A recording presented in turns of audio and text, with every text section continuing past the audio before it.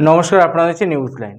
মামার বাড়িতে বেড়াতে এসে নদীতে তলিয়ে যায় 2 বছরের শিশু। ঘটনাটি ঘটেছে চোপড়ার রাঙ্গাগঞ্জ এলাকায়। পরিবার সূত্রে জানা গিয়েছে, শিলিগুড়ি থেকে বাবার সাথে মামা বাড়িতে বেড়াতে এসেছিল। শিশুটি খেলতে খেলতে নদীর দিকে চলে যায়। তারপর থেকে পরিবারের লোকজনদের সন্দেহ হয়। খবর পেয়ে পরিবারের লোকজন নদীর পাড়ে ছুটে গেলে সেখানে স্থানীয় একটি বাচ্চাদের দেখতে পায়। স্থানীয়রা বাচ্চাটির সাথে কথা বলে তারা জানতে পারে শিশুটি একটি বোতল নিয়ে খেলা করছিল। ঠিক সেই সময় শিশুটির হাত থেকে বোতলটি নদীতে চলে যায়। সেই বোতল আনতে গিয়েই নদীতে তলিয়ে যায় শিশুটি। খবর দেওয়া হয় চোপড়া থানার পুলিশকে। দ্রুত নদীর জল নামিয়ে নিয়ে আসার প্রক্রিয়া শুরু করেছে। যত দ্রুত সম্ভব শিশুটির দেহ উদ্ধারের কাজ চলছে, তবে এখনও অবধি শিশুটির খোঁজ মেলেনি।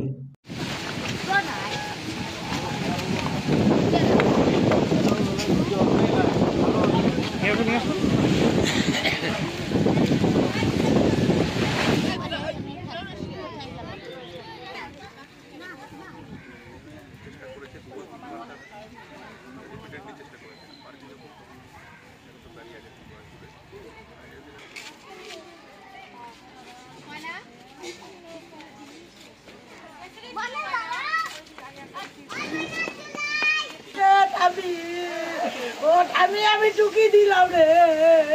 ও থাকবে কোথায় লুকাইছিস রে ভাই? দাদা কি হয়েছে এখানে? একটা খুব মর্মান্তিকর ঘটনা, যেটা আমি সকালে উঠে মোটামুটি 11টা নাগাদ আমি শুনতে পাই। একটা 2.5 বছরের বাচ্চা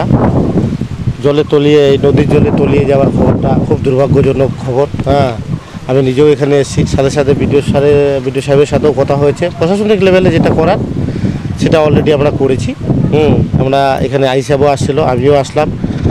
আমাদের বিডিও সাহেবের সাথেও কথা হয়েছে, আমাদের ডুবরি পার্টি আসতেছে। যাই হোক, যেভাবে হোক বাচ্চাটাকে উদ্ধার করাই হচ্ছে আমাদের প্রধান লক্ষ্য। যেভাবে হোক, খুব একটা ছোট বাচ্চা। এমনি কি এই চোপড়া ডকের কি জল কমানোর কোনো কিছু জানানো হয়েছে? না, জলের আমার সম্বোধনা আই সাহেব নাকি বললো আমাদের উপপ্রধানের প্রতিনিধিকে যে জল কমানোর কথা বলেছে। আমিও এখনই আইডিও সাহেবের তিস্তার আইডিওর সাথে কথা বলবো। জল কমানোর ব্যাপারটা নিয়ে বিডিওর সাথে যদিও আলোচনা হয়েছে, দেখছি ব্যাপারটা, বিডিও সাহেব দেখছে।